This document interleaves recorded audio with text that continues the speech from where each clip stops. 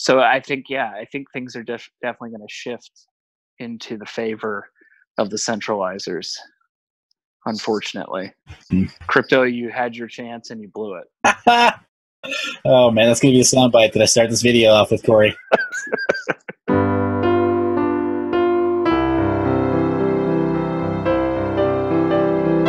You know him, you love him, you wanted more of him. It's Mr. Corey Roun. Always a pleasure. It's nice talking about the market, though lately it's been kind of like, oh, sort of not much to discuss, or it's been kind of negative. Pretty much, the negativity is kind of taking the fun out of the whole game here. I think when profits get lean, people start to pull out daggers. Just not dagger Hashimoto, right? Right. Not that dagger. No, not lately. Just switchblades. The market's been tough, but I'm not going to be popular on some of the things I say, but we needed to have this happen because all the junk coins are now so depressed that either they're not going to be able to operate anymore or they'll battle through. And to kind of start this off, 8 months ago, whenever we did our discussions then, I brought up the tech bubble boom, in the early 2000s, and to look to that. And we've pretty much had another repeat of that. Only the strong have and will survive. We've seen a lot of projects die. We've seen people say they need certain amounts of money to continue on with projects. It's just, this is what we need to weed out all the characters that you don't want in the space.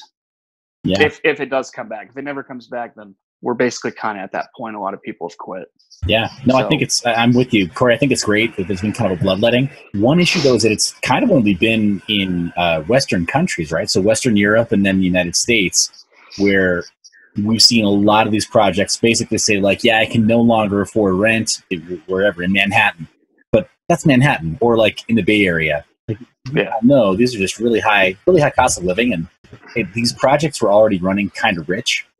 And like, as far as what it costs to keep any personnel on board, you can't have a team of 5 blockchain devs working on just a coin in, say, San Francisco. Like, that just doesn't work.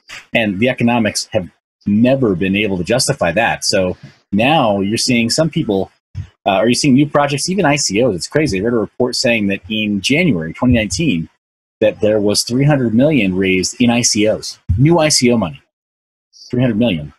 But that it's all been in former Eastern Bloc countries and in sort of like Middle Eastern countries, where high net worth individuals with really low regulatory hurdles to jump through have been approached. And some of these coin projects they're still getting funding, but they're having to do it creatively and with far lower burn rate. So it's a weird landscape. If a coin operation isn't running as lean as possible from a business standpoint, they'll never survive this. We're starting to see a little bit better market. But yeah, they've got to be mean and lean and, on top of things. And most of the coins that I looked at, the projects, especially what you had interviewed, no offense to these people, but most of them didn't have really any business experience. They might be genius programmers or whatever.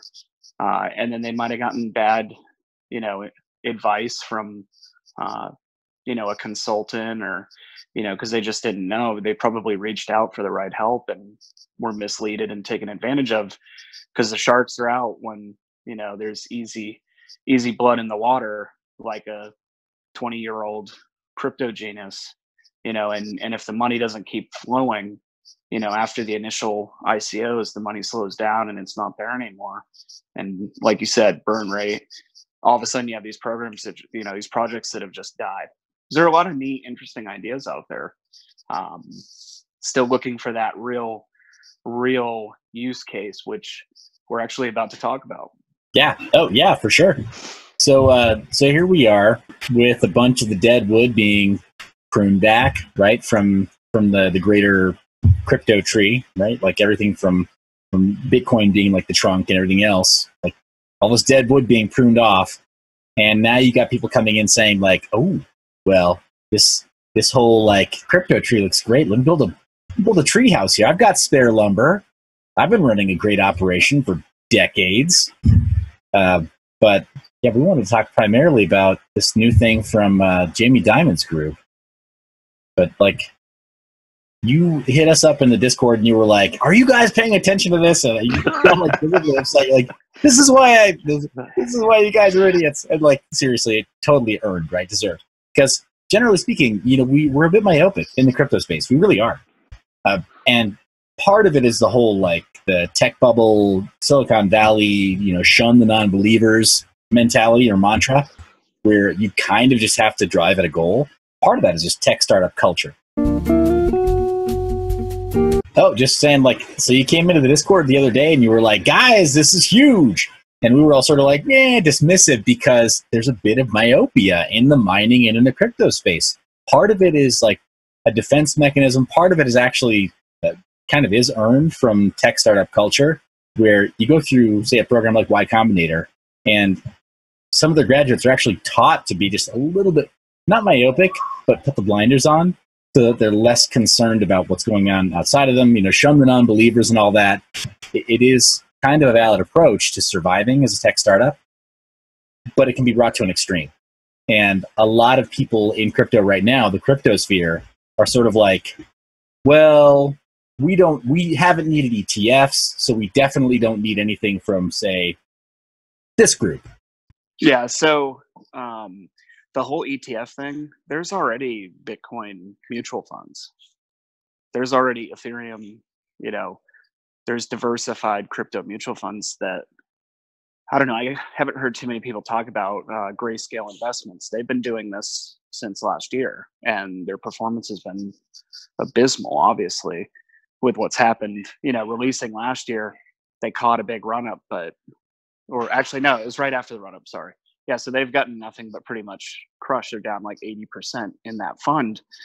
And somehow they still have, I don't know, 700 million in their Bitcoin fund, which, that's not a small number for a mutual fund in a alternative market such as Bitcoin. To think about, where in my world, 700 million is really not that much for a mutual fund. That's an early mutual fund that has some good traction, getting close to $1 billion. To raise almost $1 billion in Bitcoin, which they probably raised more than that because of the dramatic fall. It was probably over $1 billion in that fund. And you guys can look it up. It's Grayscale Investments. They have all their tickers on there. But yeah, I mean, that much money, that shows there is an institutional presence already. And that money has been sitting long, so that's not really being liquidated. So it's just being held long term, which is good for the market. ETFs will open up a whole new world. That's why people are excited about that. And, I also told the group, like, hey, the SEC is like, we'll actually consider this now. And the same response is like, that doesn't matter. It's like, well, actually it does matter.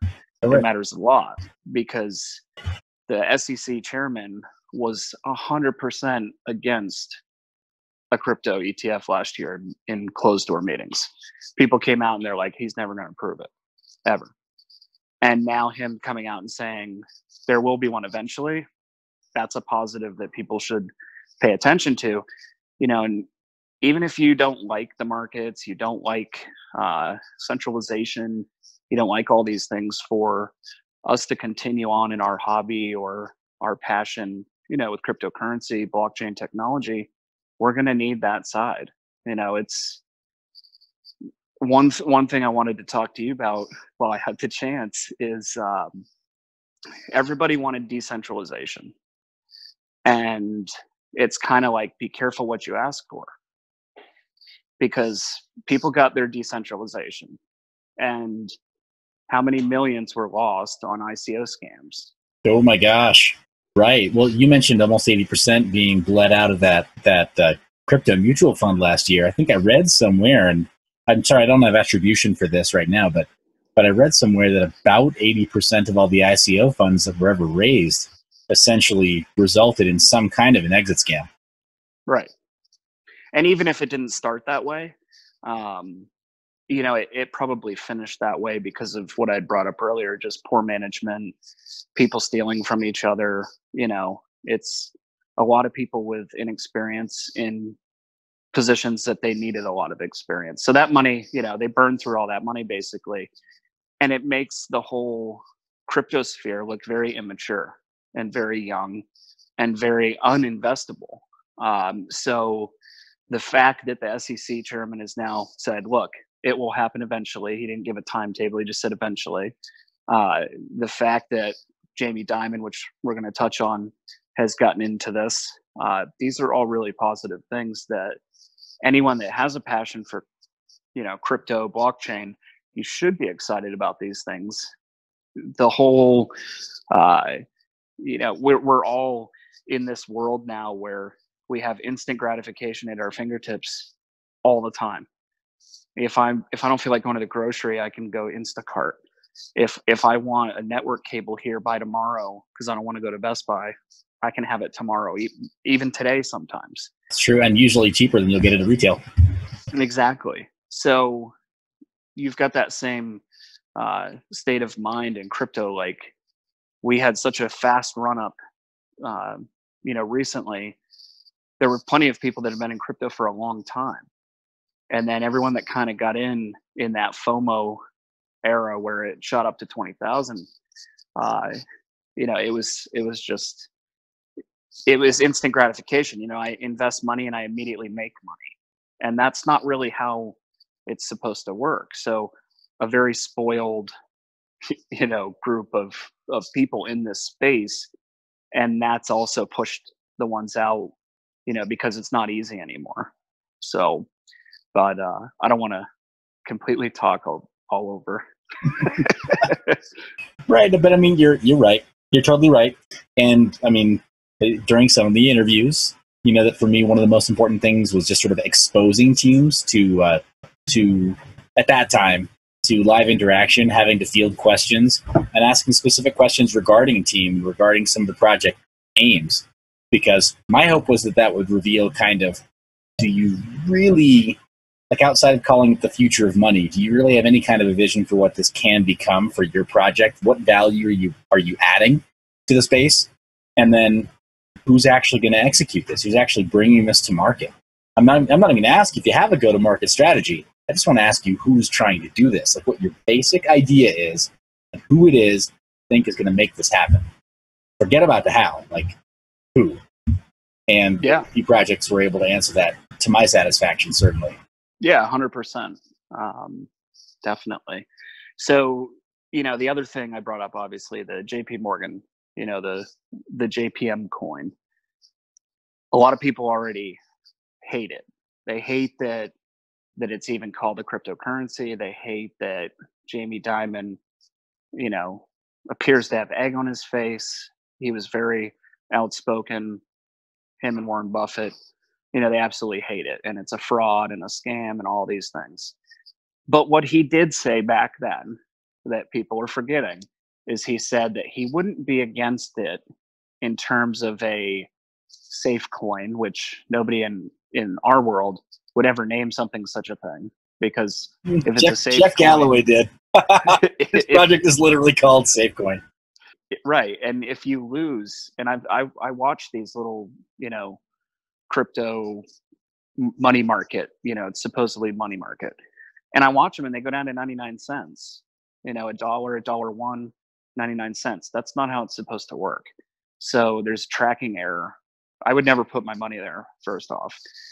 If I'm going to just sit in cash, I'm going to sit in cash. If you're not running your crypto like a business, and you aren't incorporated, and even just for trading purposes, if you're not running it like a business, then you haven't been paying attention to what we've told you the last year. It makes a big difference, and that's the only reason I can see why you wouldn't convert to fiat, because you're scared of someone seeing a taxable transaction. I just, not to toot my own horn, but all of my equipment is paid off now. Nice. Because of taxes. So, like the kids like to say, when ROI. Well, when ROI, I just finished my taxes for last year. Right. Now I'm there. Yeah. Now it's just operational expenses. Yeah. Your question, your slow clap back is, hey, when expenses, when business expenses at end of year, because it's really that simple. Right. And it really is. So it was a happy day today when I just realized, I'm like, wait a second, I just covered all of that. It's all set. So yeah, converting into fiat was a part of my strategy the whole time. And I know some people that's not a part of their strategy, and in certain parts of the world, they want to stay away from their own currency. And I totally understand that. We've discussed that, certain, yeah, I mean, we don't need to bring up those countries, but certain countries. But this isn't one of those countries, right? Like in North America, nobody believes that creating a taxable event to Canadian dollar or US dollar is going to like put your life in danger. You know what I mean? Right. That's just like there's false equivalence for a lot of the people who are participating in mining and a lot of the people who are participating in crypto. Definitely. So, it brings us to the JP Morgan coin and Jamie Dimon's supposed hate. So back to him saying, he would be open to something that was properly backed. So he kind of hinted at what he was going to do if you really listen to him. Yeah. I think Bitcoin's a fraud. He didn't say I think blockchain's a fraud. He didn't say, crypto was totally a fraud. He was mainly talking about Bitcoin and its rapid run up, and the fact that they probably didn't have anything that they were benefiting in it. These guys all have some way to benefit. So for him, I don't like banks at all. Put that out there. I don't personally invest in them, and that's just, banks are always a little bit evil, as we know. Yeah. But if I do invest in a bank, it's JP Morgan. I think that Jamie Dimon runs a better bank than anybody else out there. And I think that this move is pretty brilliant. And I said that to you in private, and I told you I'd, talk about that with you. Sure. Let's talk about this. Let's get some counterpoint. So, because I heard you, and my first response, I was a little bit flippant. I'll be honest. I was a little bit flippant publicly, and here's why. So for some counterpoint, Jamie Dimon and a few notable characters, right? Notable high net worth individuals, notable controllers of other people's net worth. They kind of all coordinated this thermonuclear strike on crypto last year, and all said, Bitcoin is a fraud. We heard others say, I would short Bitcoin if I could. We heard others talk about just greater fool theory, right? Warren Buffett, he loves talking about greater fool theory and how it applies perfectly to Bitcoin, right? That the only way Bitcoin can have value is when you apply greater fool theory. And then Bill Gates, I think he was the one that said, I would short Bitcoin if I could right now. And they all did this within like a 1 week period. So Corey, my thought was, they all did this in the 1 week period. Could they be attempting to manipulate the market for their own? Of course. And not even because they had long-term plans for their own technologies, but just because they were thinking, man, well, crud, I missed the run-up in 2017. What can I do from my ivory tower now to make some changes here? And these guys may not have been crypto whales at the time they made these statements, but I mean, I'm going to go on record as speculating that they've got significant holdings across Bitcoin, Ethereum, and then all the large cap alts. Now, I think it'd be crazy to presume that they don't hold some of these coins now. What was what was it from Wall Street? The blue horseshoe. What was his call-in code for his insider trading? It was something, I can't remember it, but it was basically like, you could Google it or something. But he would call down because he had inside information, because he researched and he basically followed the CEO of another company and saw his private jet in a certain state, and he figured out that Anacott Steel was going to be bought by this guy. So he called the trade floor and is like, the blue horseshoe is good or something, and it's like they bought tons of Anacott steel and then it went up. It's like insider trading. So yeah, why I bring that up is, yeah, they probably had somebody with a code name, code whatever, through several different offshore accounts. Yeah, they probably own tons of it because they're not blind. These institutions have seen this for a long time, and they started taking notice not when it went to 20,000. I can promise you that. They were taking notice a long time before that. As soon as it started becoming more heavily traded, wallet activity more heavily used. Don't even think these guys weren't. There's an arrogance in the cryptosphere that just blows my mind. It's and I know that we all come from different walks of life and different educational backgrounds, and I'm not like a Harvard elite or anything like that, but I mean it's it's there. yeah. Oh my gosh. Yeah, crypto Twitter in particular it's toxic, man. Toxic bucket of crabs with extra salt on top. It is. Yeah, it's like this isn't the first rodeo. It's like, and that's that whole arrogance, like, oh, you don't know, or the old timers don't know. Sure they do. This is just a different vehicle. There's several vehicles that have been in investment spaces, in transactional spaces. There was digital cash right before Bitcoin that people forget about. Yeah. Yeah. Well, so there are a lot of people who don't seem to understand, like when they talk about, like when they get into the semantics, right, and splitting hairs of the technology, right? Oh no, you don't understand. The technology is so advanced, and it's like, well, they're really good redundant databases. You can do distributed ledger technology using any number of other databases right now, and you can resolve multiple versions of databases quite efficiently right now. I mean, how do you think the current financial systems work? Like the U.S. monetary supply it's not all backed in like paper bills. Yeah. Right. Like it is a very complex data science problem already. So yeah. So let me ask you a question. I know everybody thinks PayPal, they either love it, they hate it, or they're somewhere in between, right? But what's the easiest thing about PayPal for us? That speed of transaction. For you. For sure. Right. Yeah. Speed of transaction, having everything at your fingertips, not having to talk to anybody, not having to go into the bank, not having to, do anything really. You just click and send it and you pay a fee, and if PayPal recently has introduced a 1% fee, with a max of like $10, I think, to instantly deposit the funds into your bank account.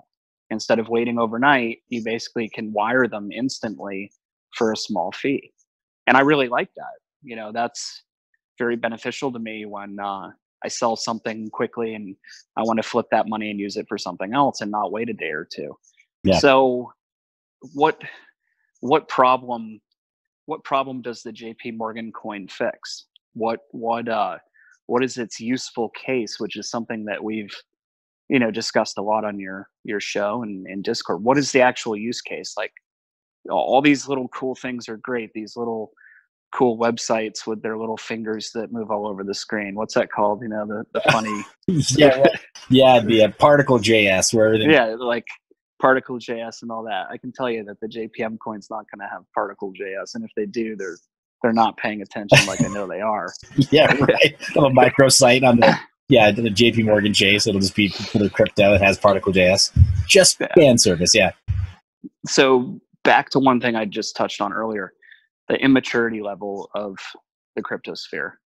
Obviously, I'm probably really old dinosaur for this whole thing, right? And that makes you a dinosaur too, because I know that we're not too far apart. Yeah. So, but we've been around a long time, and we know what things can be used for. So, and we also have dealt with different things in business, like sending money across the world. Yeah. Investments around the world, real estate.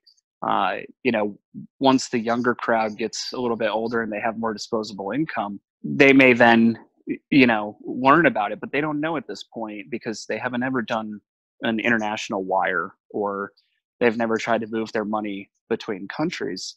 And I made the joke to you earlier, what's the fastest way to get, $10,000+ to London? You have to fly, because to wire it, by the time your bank approves it and it's accepted and, not flagged, it goes through Patriot Act to make sure you're not harboring terrorists, all these things that it goes through. What would you pay to have that done, a week faster? Because it takes typically about a week to 10 days to move your funds like that, especially in the 100, 200,000, 300, and, and up. It's all tracked by government. So I'm not saying that what JP Morgan's doing isn't going to be tracked by the government.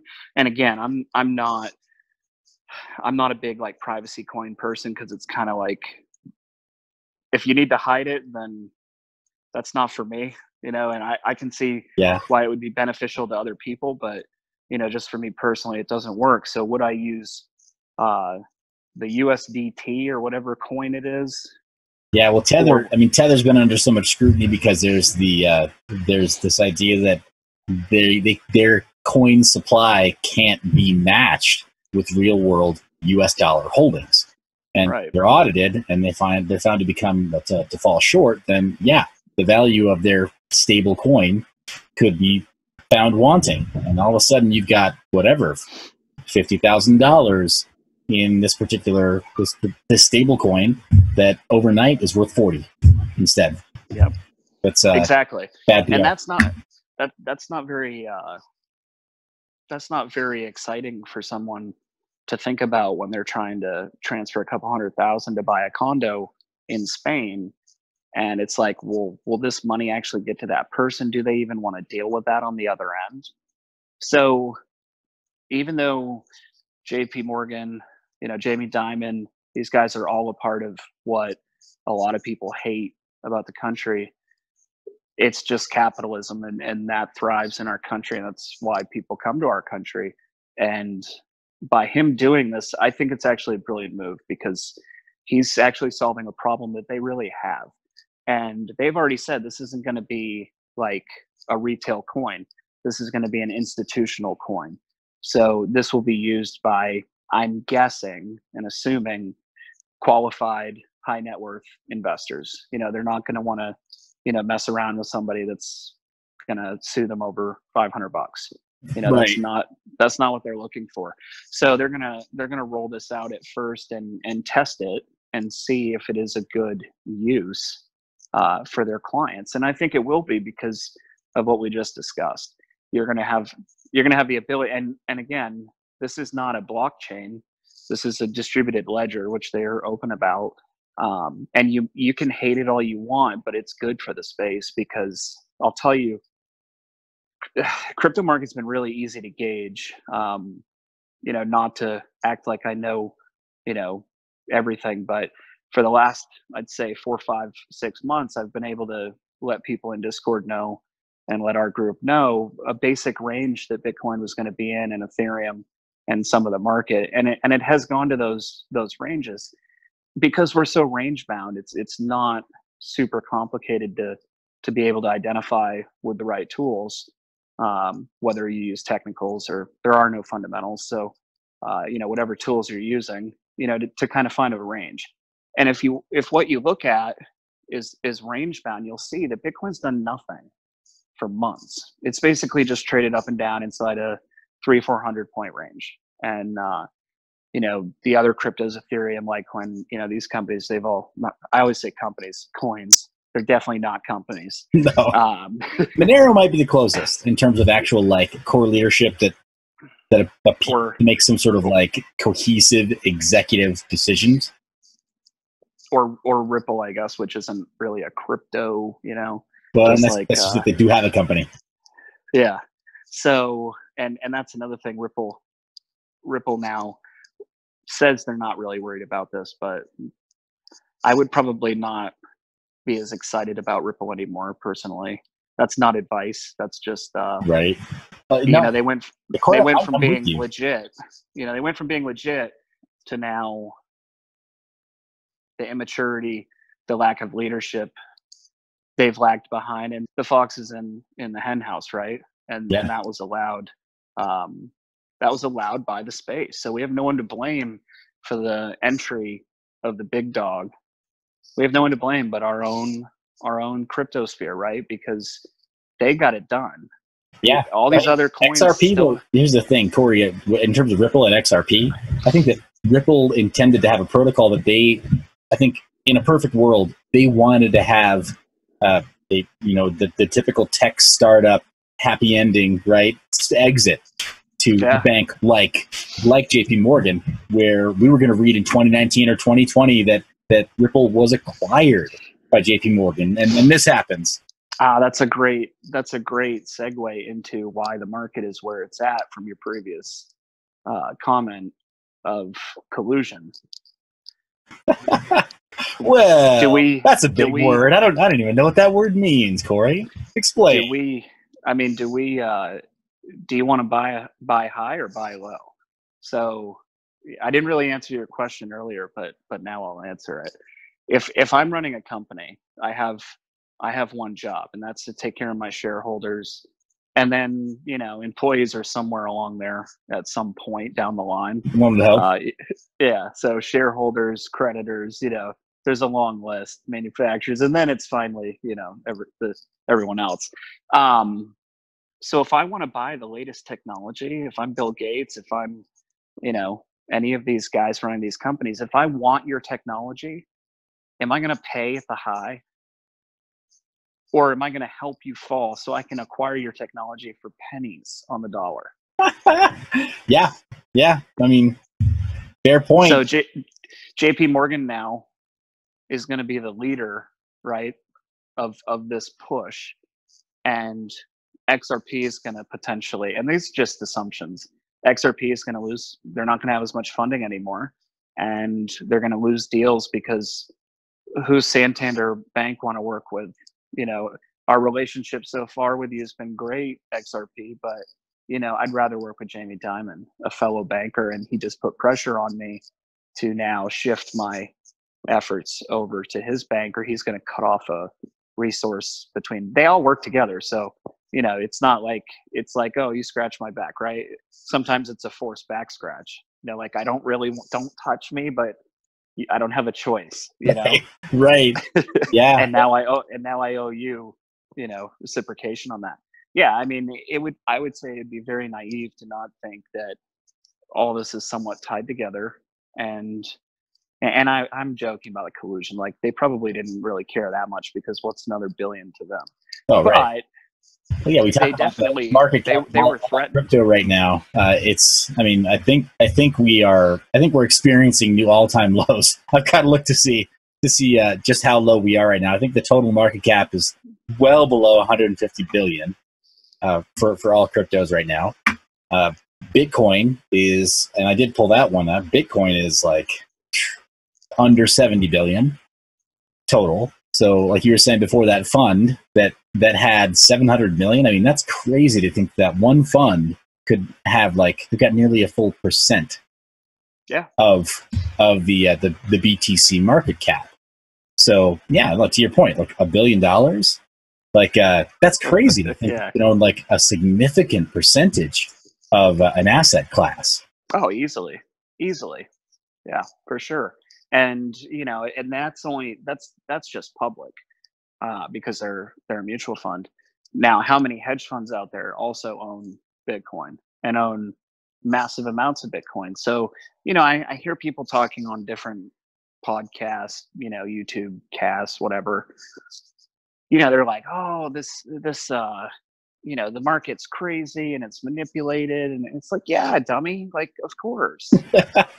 Like, if there's money to be made and it's easy money and you can manipulate it, even if you're the best person in the world, you're gonna be tempted to manipulate if you have that power.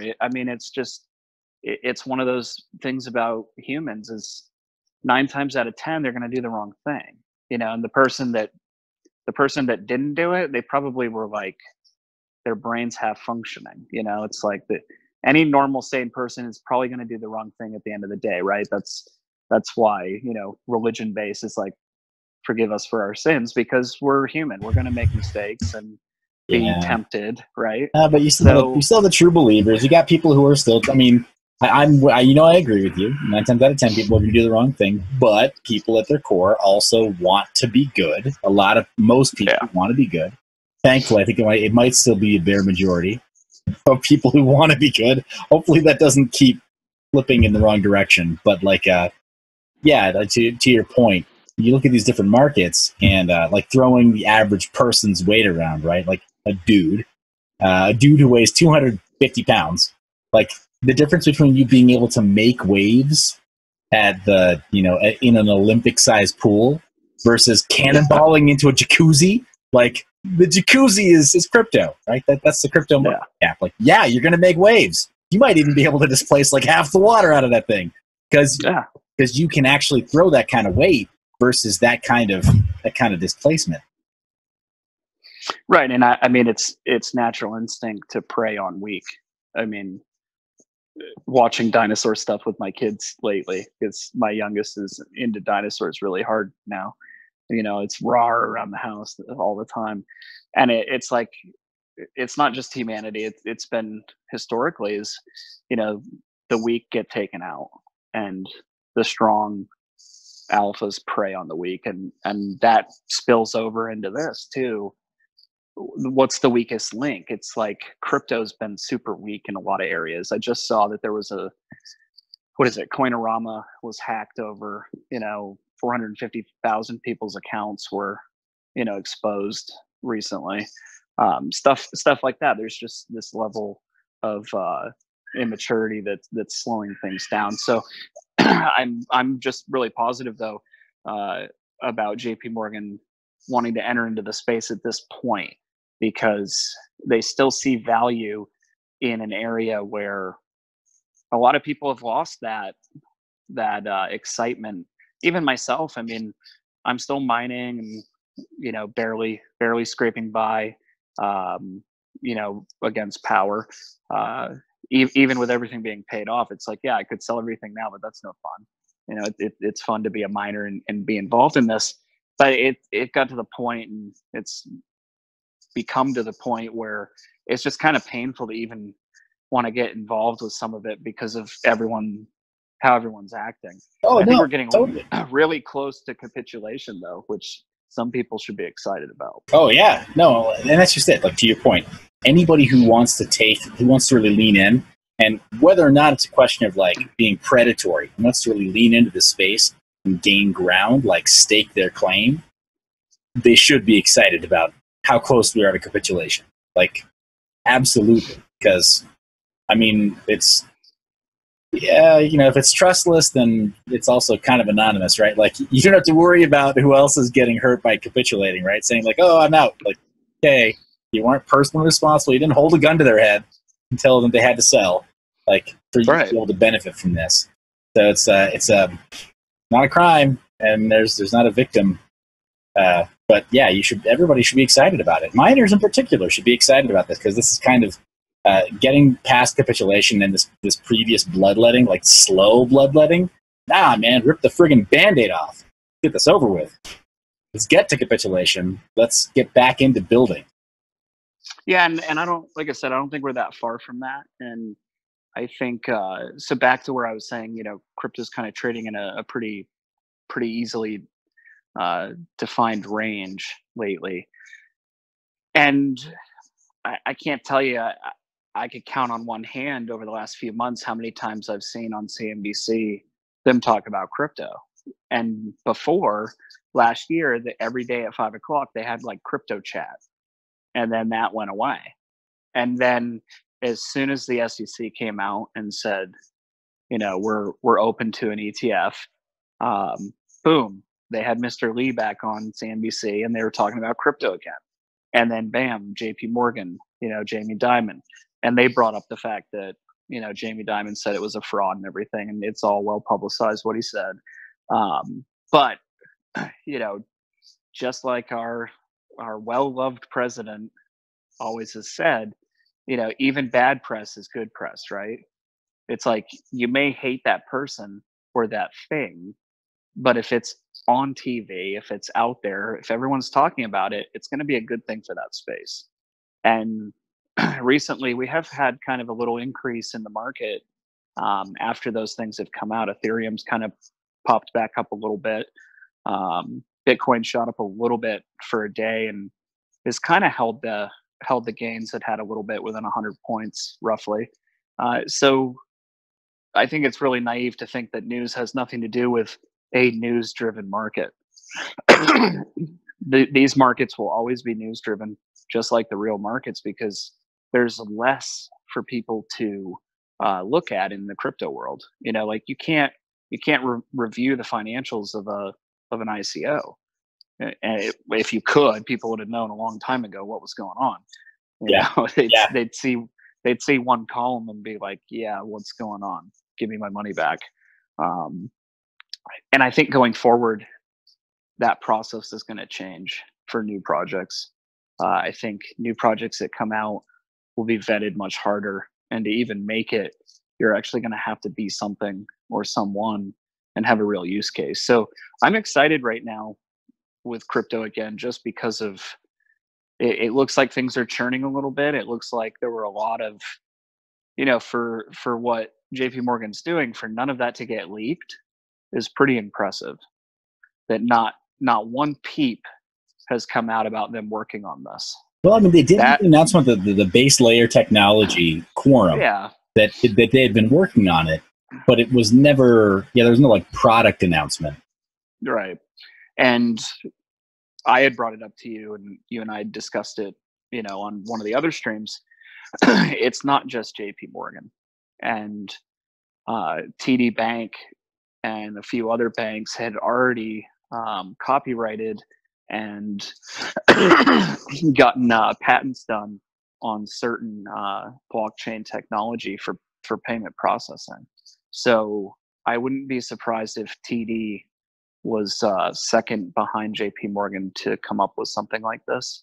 And Fidelity's, I already said Fidelity had, you could buy lunch in their cafeteria last year with crypto. So Fidelity put Coinbase right onto their platform for people to invest in Coinbase off their platform.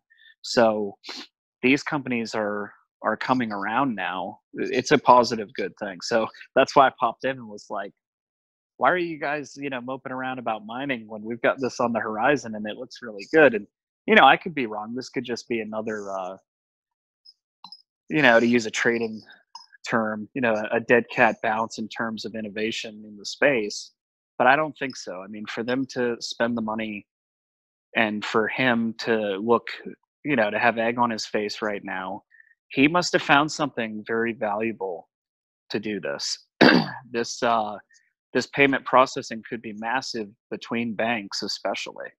Totally. And to your point, that's about this being a good thing. I'm going to quickly share my screen here. I'd read about this, and I needed to check it out for myself just to validate that this is that it was legit. Right here, this is Google Trends for the last 7 days.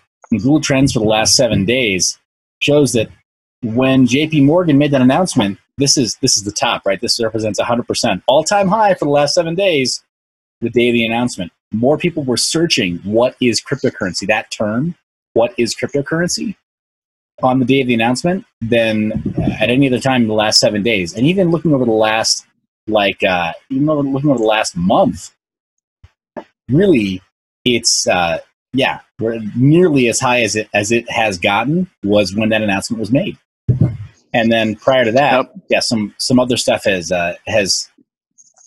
hit to bring interest up. But this is a significant part of the news cycle, outside of price action being an exciting thing. Because you look past over a year ago, look 12 months, clearly there was more excitement this time last year.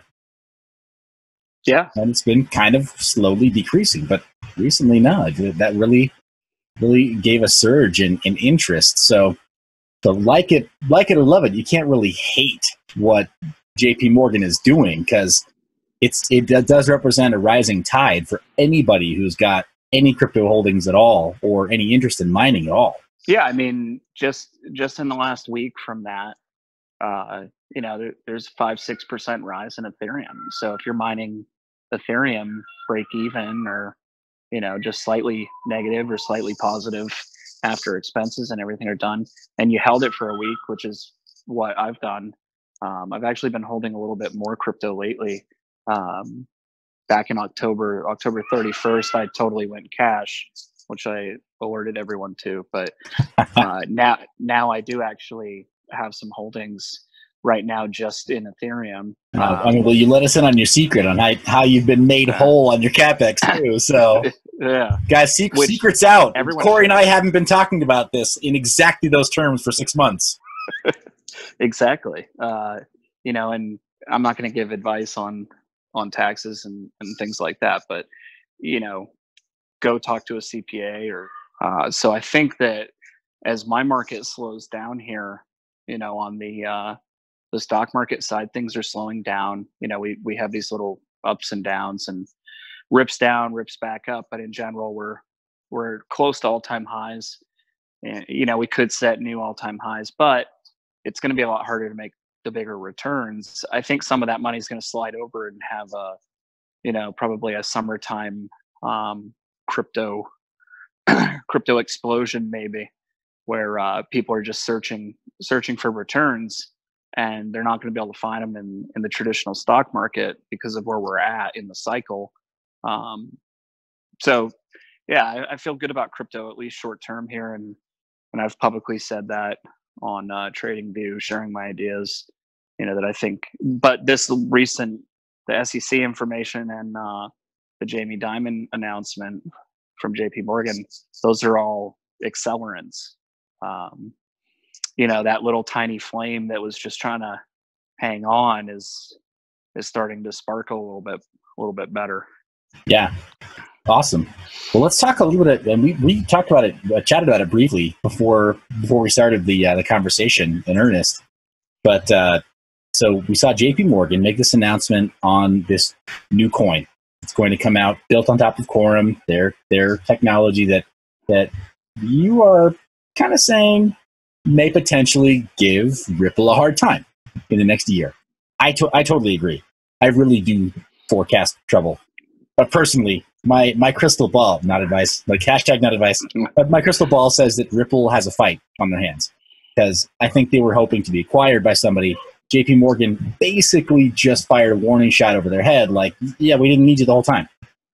We can help us in-house. But on the flip side, we've got Metropolitan Commerce Bank, which is one of the banks that backs Shift Payments, that issued the Shift card that allows people to spend from their Coinbase account at the point of sale with a Visa-backed debit-style card with chip and mag strip in it. They just sent out an email in the last 48 hours, or last 24 hours, saying, sorry, early April, we're cutting off service. Your card will work until such and such date, but then that's it. It was nice knowing you. We had a good run. We'll try to return service as soon as we can, but we can't give you any dates. I don't view this as a coincidence. I don't. I tell you all the time, I don't believe in coincidences. Normally, they aren't really a coincidence, and I mean that there's a few things. I guess it could be a coincidence, or it could be that Jamie called the CEO. Let's just call him Jack. Hey, Jack, it's Jamie. Go ahead and shut that down. Thanks. Or we're gonna, cut off your revenue stream that we give you.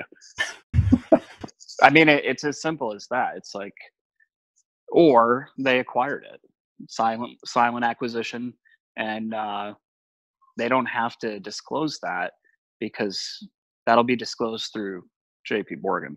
If something like that, if they did acquire them, they could have just looked at it too as, we're losing money, and by doing this, we'll continue to lose money. The adoption hasn't been there that we've wanted. It was fun. Time to shut it down, because JP Morgan is just going to crush us. We're just going to end this now before we end up, it could have been someone smart on their part that's like, look, this just isn't going to make sense, because we're going to lose business to them as soon as they release an app-based system for consumers that isn't just for, high net worth people, it's going to be game over. So why would we continue on and lose money? Could have been one of those three scenarios outside of it being a coincidence. Yeah, right. That's so sad, though. That seems like it's the least likely explanation, is that it is a coincidence. But that there's so many others, right? It could be that, this is the potential warning shot that I'm going to call it a warning shot, not advice, hashtag. But potential warning shot that JP Morgan just fired over Ripple Labs' head, Ripple Labs and XRP's head, essentially, with this new announcement. But that same warning shot was something observed by Metropolitan Commercial Bank and Shift Payments. And that there's another backer as well, another issuing bank on the other side of the country. But that they just saw that and thought, to your point, well, with this new settlement layer, with this new payment layer that JP Morgan is going to introduce, that maybe one of the products they can create is for being an issuing bank, or for debit cards or charge cards. So that way Bitcoin can be the settlement layer still for a product like Shift Payments. But if Chase decides to issue that, I mean, they're heavy hitters. They issue Amazon's rewards cards. They issue they have airline cards, right? Some other financial products that are just, they've got a user base that dwarfs crypto. So they feel like speculating in crypto payments and even allowing Coinbase to tag along by letting people pay for stuff with Bitcoin. They could do it like, yeah, sure, well, whatever. We'll throw 100 million at that, see if it lasts a year. Yeah, that's a rounding error for that company. That's what they spend on pens. Like, jeez. And that's again, it's something that most people in the space don't realize. I remember when Xilinx came up for making FPGAs, which obviously is a sour subject, but nonetheless, it's not sour for me. But I heard people say, "Oh, like, is Xilinx a big deal?" Like, and I'm like, "Are you kidding me? This is a multi-billion-dollar company. Like, do you really think that crypto is like really one of their big things that they're worried about? Like, oh, this is going to affect Xilinx." It's like, no, it's not. No, pick up any consumer product that you have. Like, here's an add-in card for a PC. Older. It's actually one of my decommissioned video capture cards right here. And you check out right there. It's too big a name. Same thing happens when you pop open an iPhone, by the way. Yeah. Not everything is made by Apple. It's inside your iPhone. But right here, memory, Samsung. Right here, main processing chip, Xilinx Spartan 7. Yeah. They're everywhere. Like, there's your point. They're in embedded systems. They're in consumer systems. And then when you talk about like government contracts, DoD, missile guidance, all kinds of mission critical equipment. I mean, yes, they are also contracting Intel for some stuff too. But when it comes to that sort of thing on a large scale, Xilinx, their company could eat everyone's lot. Before everybody shows up to Xilinx's doorstep with pitchforks, they could eat everyone's losses in the crypto mining space. And to your point, be like, oh, well, bummer. This is like we had that one bad batch come out of China in 2012. Remember that? Yeah, that was rough. We had to all lower our per diem to only $150 a day. Yeah. Or when Reebok, when I was in college, I was like, where's my hoodie and my team, all this equipment I bought?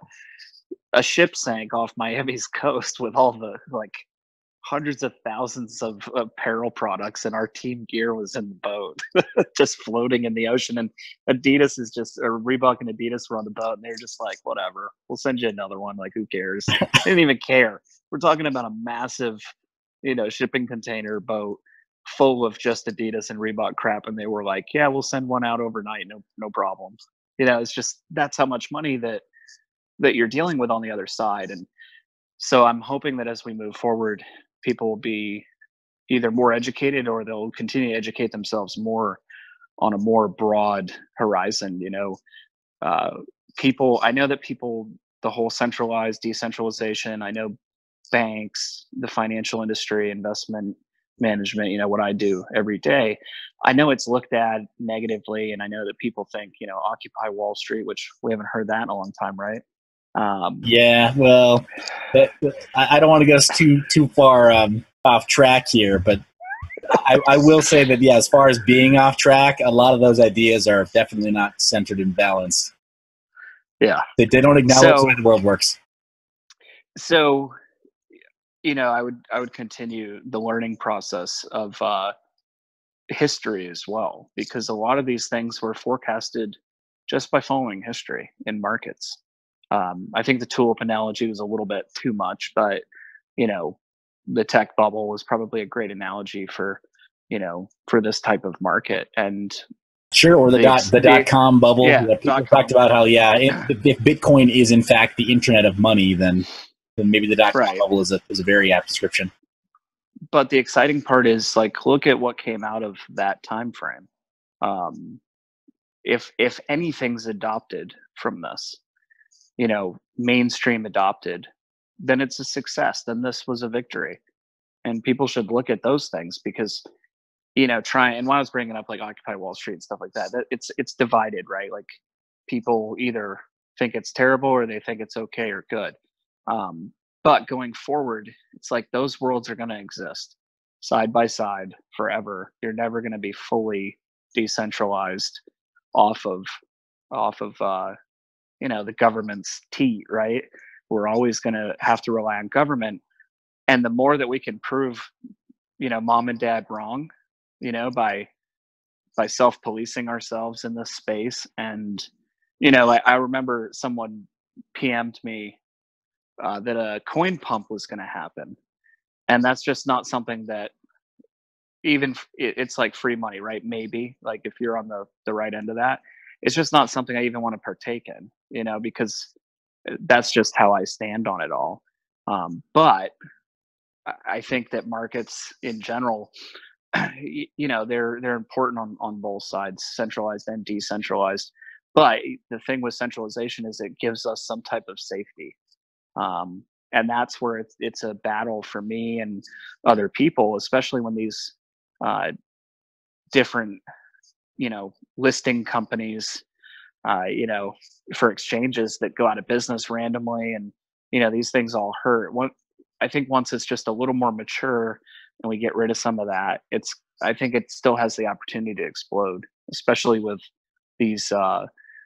If you look at these people as partners coming into the space, like, why are people in crypto?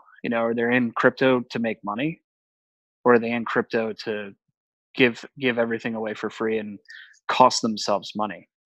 Like, are you gonna host a node for Bitcoin or whatever, and just burn your electricity to be a part of the resistance?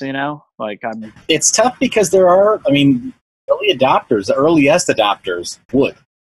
And arguably some of the earliest adopters literally went to their graves doing so. So it's hard to argue that they wouldn't, even in a without rule of law type scenario where only power to be gotten is maybe off grid, or maybe there's CubeSat as far as an infrastructure as the only thing left.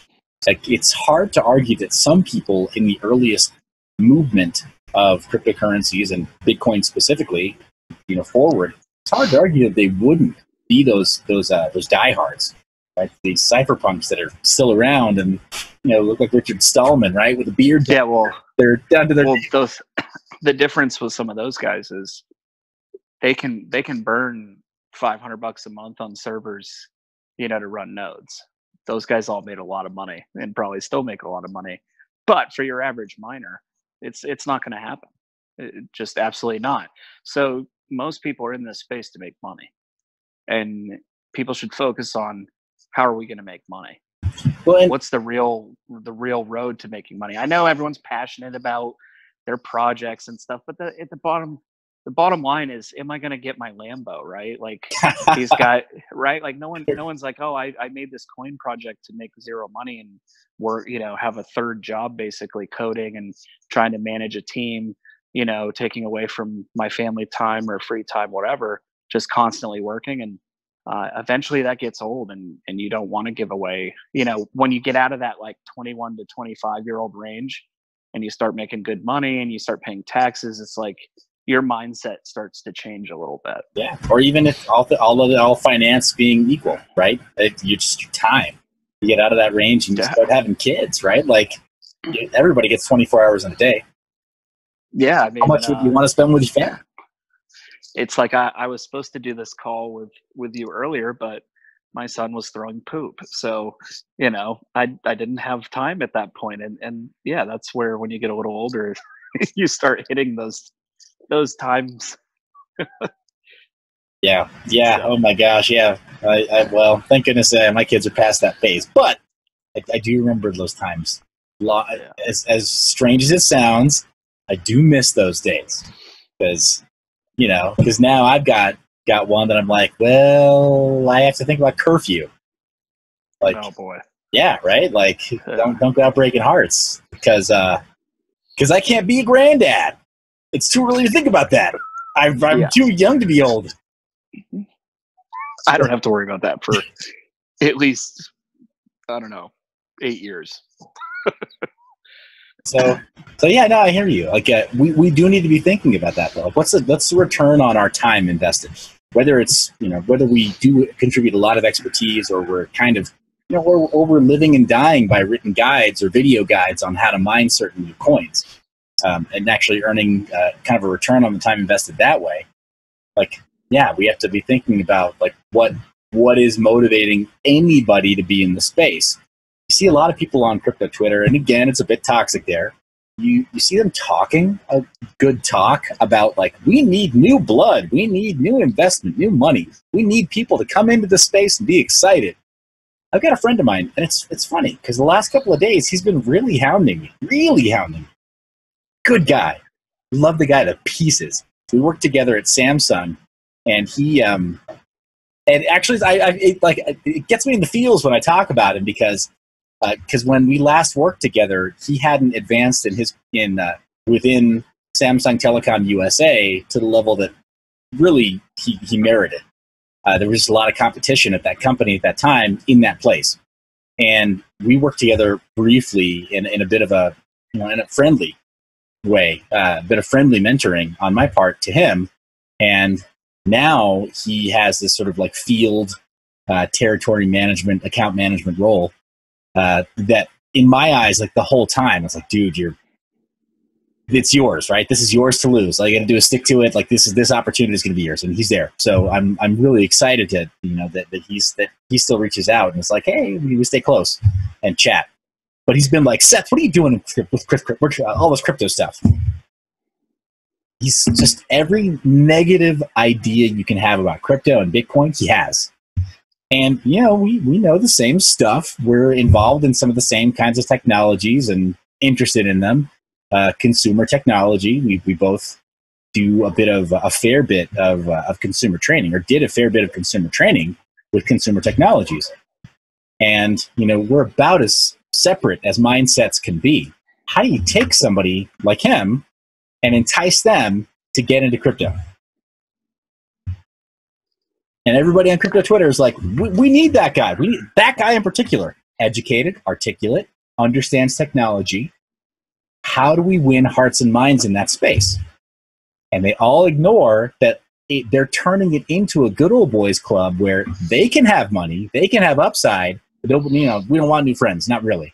Yeah, I mean, that's kind of for most Americans. It's like, how for the use case again. It's like, why? What am I even going to use? Like, let's just take away the investment side of cryptocurrency.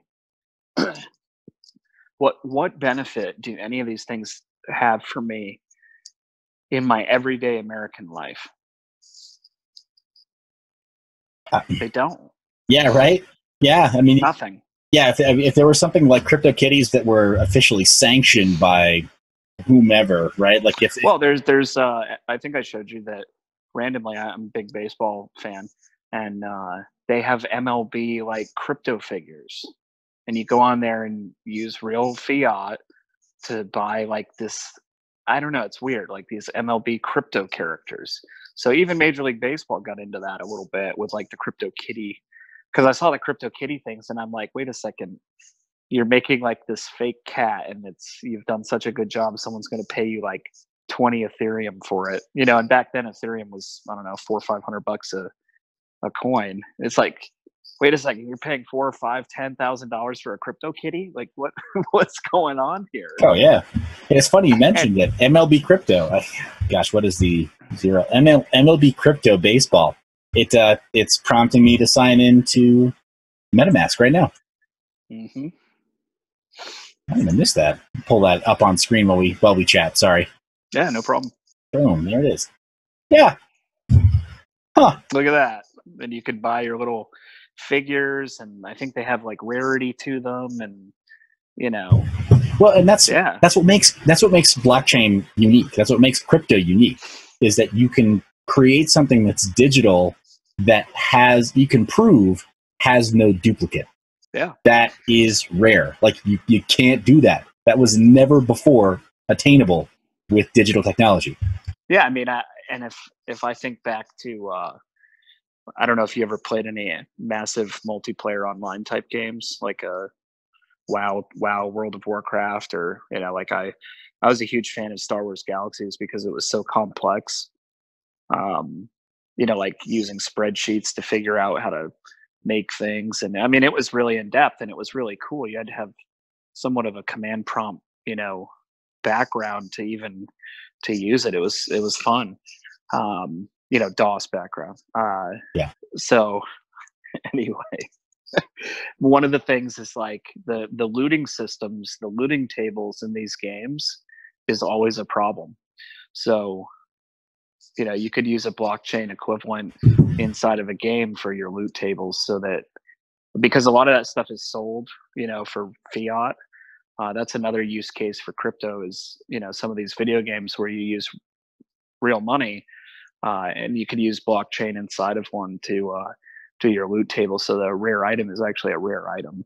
Yeah. And then it can be traded on a bazaar, right, for real money. Well, and I wonder also if there could be a really good bridge for, say, like people who play Magic the Gathering, right? Like there could be bridge technologies to have rare collectibles that can be easily transferred via blockchain, but then can be presented and played in person in an offline fashion, right? Or create custom hardware wallets, right, that are just for collectibles and have like a long life LCD battery, LCD screen that's custom for certain kinds of games. Right? You've got bridge technologies that have provable rarity, but then can be used in person as like a trump card, right? Where you've got this ability to go to like these desktop role playing games where you just destroy people because you're like, I can prove this is rare,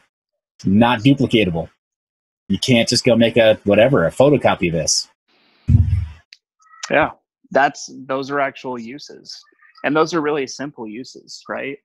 I mean, and that's why like these crypto kitties and like this crypto play ball thing, it's a great use for them. In terms of, like you said, there's only one of that in existence, and we know for a fact. Here's its address, right? Can't be duplicated. Things like that. But still, in my everyday use, I compare this to like, what was it, trolls? What was it that people were collecting, like babies? Oh, Beanie Babies. Yeah, like the Beanie Baby hysteria. It's kind of like this is, at the end of the day, when it dies down, you're going to have some rare item that you can't sell. Yeah, because no one's interested in it and anymore. But there will be there will legit be some losers. Like for some people, it will have turned into a zero-sum game where they just bought in at the wrong time. But there's definitely other opportunities there. Like in terms of memorabilia, I think is very, anyone listening, I would jump on that, because the way that people track memorabilia, valuable memorabilia, you send it to a company and they seal it, and then they use a hologram and a barcode, right? It's like that's a perfect opportunity, and the latest thing, I've been getting spammed in my DMs about is something I know a lot about, esports. I've been getting tons of blockchain esports stuff nonstop, which is kind of interesting. Yeah. And they've all been bots, because I replied back to one and was like, hey, that's kind of interesting. And it was just a bot.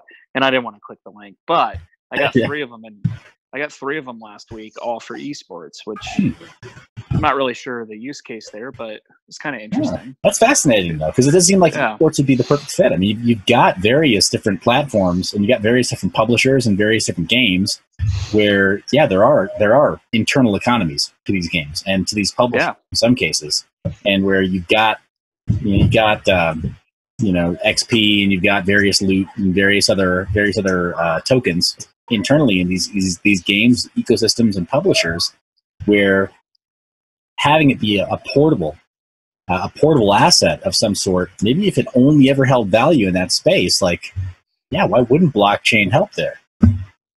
Yeah, I mean, even I'm sure you're familiar with Steam, right? Oh yeah. Oh, Steam should totally be a blockchain system, the way that's set up. Oh yeah. Each instead of, I'm sure they're just using massive databases, but each person could have its own address, right? Instead of, each person, it totally would change up their, they'd definitely have some capital expenses, organizational expenses to do something like that. But those are some areas that could definitely benefit from blockchain. And it's more blockchain than cryptocurrency, right? Cryptocurrency is the investment side of the blockchain, or distributed ledger, whatever, or tokenization of assets, right? Whatever the asset is, whether it's some kind of XP or some kind of gold or loot or something else.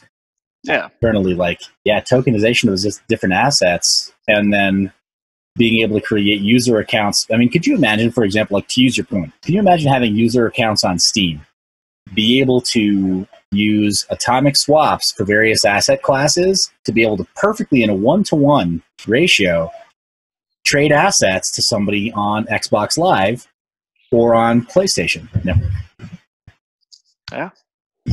That's I mean, I'll admit, I back in the day playing EverQuest, I paid a Chinese farmer for some gold. I paid $30, and it's like you'd send it through PayPal, and it's like, what are you going to do if they don't show up with your gold? It's like PayPal wouldn't get your back on that one. So maybe that's where a smart contract could, actually be beneficial. Things like that. Now, the last thing I'll leave you with on JP Morgan that no one's going to talk about. I brought it up, and maybe people thought about it that are listening, but right now the average money market is 2 to 2.35% on fiat. So what better way for me to make money for doing nothing than to release a coin where you're going to give me fiat that I can go park in a bank, because JP Morgan coin is backed by fiat. So every dollar that's in there, they will have a designated account to keep that fiat. So let's say you just want to have your money sitting in the JPM coin because you want to have it ready to go, because there's going to be some hurdles, obviously, to get your fiat converted to the coin at first. That may take a few days at first to get going. So you're going to leave your money. Let's say you leave a couple $100,000 in your JP Morgan coin, right? Because you're waiting for the real estate market to fall, and you've got a perfect little place on the beach in Croatia that you picked out for $200,000. It sounds oddly specific. I mean, this isn't a disclosure, is it? No. This is just a capitalistic mind. How am I going to make money from every facet of this 24/7? So that fiat deposit, I put my $200,000 in JPM coin, and now when I'm ready, I can send it, overseas to pay for my condo on the beach. But I'm not ready because I'm waiting for this one specific place that continues to fall in value. I'm waiting for it to kind of hit my zone where I want to buy it. Okay, that whole time, let's say it's 6 months. JP Morgan just collected, 1.2, 1.1% of my 200,000 that they get to keep for free. That's pretty smart, isn't it? Are those the terms for this new coin? I mean, you're surrendering. They're not going to pay you. They're not going to pay you interest on that. Come on. Okay. Oh man. I mean, I haven't seen anything that said they're going to pay interest or they're not going to pay interest, but why would they? Sitting in Tether and Safecoin, Stablecoin, they don't give you anything. Yeah, you're not earning. You could lose money potentially. You could go down to 99 cents, or you could make a penny, I guess, and go up to $1 and a penny. Well, it fluctuates back and forth. I think that's why this will not fluctuate. It's tied to fiat. So sure, against other world currencies, yes, it's going to have an effect. But in terms of if you put $1 in, you're still going to have $1 to spend. Well, let's be generous and hope that they come up with actual attached financial products for which this new currency can be used, right? Because now we're talking about the differences between, and it's not hair splitting, right? Like the differences between currency and financial products. Like a currency can't ever be a financial product. Some kind of Forex attached product is a financial product that leverages currency, right? But so hopefully JP Morgan, I mean, if you have somebody checking out this video right now, just know, we're watching patiently. See what you guys debut. Yeah, I mean, I'd be shocked if they paid you any type of savings. It's going to cost money. I think people will definitely pay if they, if I wanted to move $500,000 to Europe, I would pay $50, $100, $200, $300, $500 to move that within a day or two instead of a week or 10 days. You may miss your window as a businessman if you don't have your money where it needs to be in a certain time frame. I mean, you and I have both had situations where it's like, did the wire hit? What's going on? It's been a week. The bank called me. I approved it. Well, this guy's bank is having issues. Yeah. Yeah. Well, like you said, with real estate especially, and real estate in particular, man, real estate is, there is so much fraud in real estate wire transfers lately because of, and I think it's just because of how much easier, just kind of like nothing to do with the financial products themselves, nothing to do with the currency itself, but everything to do with how permeable email systems are now. So email security, all-time low. Gee, another opportunity for blockchain to save the day, but no one's doing it. Right? If it were only, I mean, if you build it as a cryptographically secure email platform that was specifically for real estate agents only, and for people who are interested in transacting within real estate, you'd find your market right there, and you'd be able to get like near universal adoption within your first year because you could decrease the amount of real estate related wire transfer fraud, reduce it down to like whatever, 0. But as it is right now, I personally know an agent here lost $150K in one email, unrecoverable. Yep. Guess what? There's going to be no privacy on that JP Morgan coin. So if Corey sends Seth Estrada in Spain, that person, they know their client.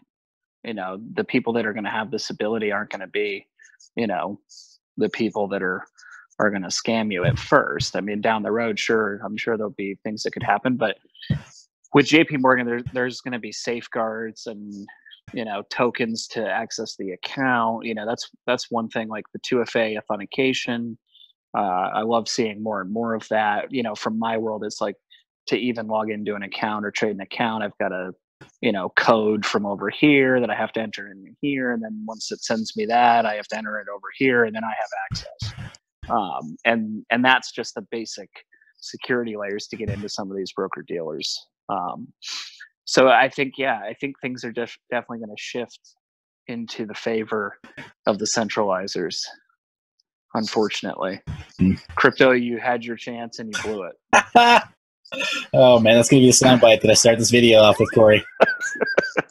It's too important. That's okay. Gotta get people's undies in a wad right now. Yeah, exactly. I mean, I think it all makes sense though, and I'm pretty fair on all fronts. Yeah, I know our government is overbearing and an issue, but we need a little bit of both. You know, a little bit of decentralization is good. You know, a lot of people want to be off the grid somewhat, but you still need, like I said, mom and dad kind of looking out for you to a point. You know, and this whole thing is kind of giving us a little flexibility there worldwide. You know, if you look at Big Brother, mom, dad, whoever you want to call the governments around the world, you know, some are meaner than others.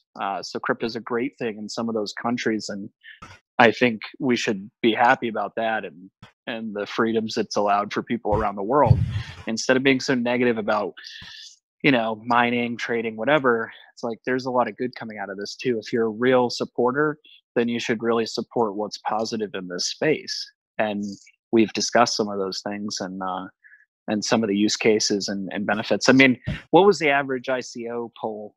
You know, 10, 15 million on average. I don't know what the averages are for ICOs. I know that I don't know what the averages are, because you had so many different projects and they had so many different goals, right? Stated goals, stated objectives, and I don't know what the average was per ICO, but again, this January 2019, every ICO combined did approximately 300 million. Give me 10 million. Give me 10 million. I'll hire the right people and I'll produce a real coin with use. There you go. Anybody watching? Well, yeah, you guys, you heard it here first. Remember when you make it big, Corey. Remember me. You can ride in my Lancia. I hate to have to jump off, but my phone's got about 2%, and I'm running out of time anyway. Hey, aren't we all? Corey, appreciate you being back on the show, man. Appreciate you talking to us about the ramifications of JP Morgan coin and kind of reassuring us that, yes, this really is a good thing, and it's not like a backhanded good thing. It's an actual good thing. Yeah, definitely. Thanks for having me, and you know, hopefully we can do it again soon. I enjoy it. I think we have to follow up now. I mean, I think we've determined that JP Morgan needs to have their feet held to the fire as far as having an attached financial product, so that I'm sure that stuff's coming. Cool. They've got the resources, so we'll see. Awesome. Well, hey, man, thanks again. Good to see you. Yep, no problem. Talk to you soon.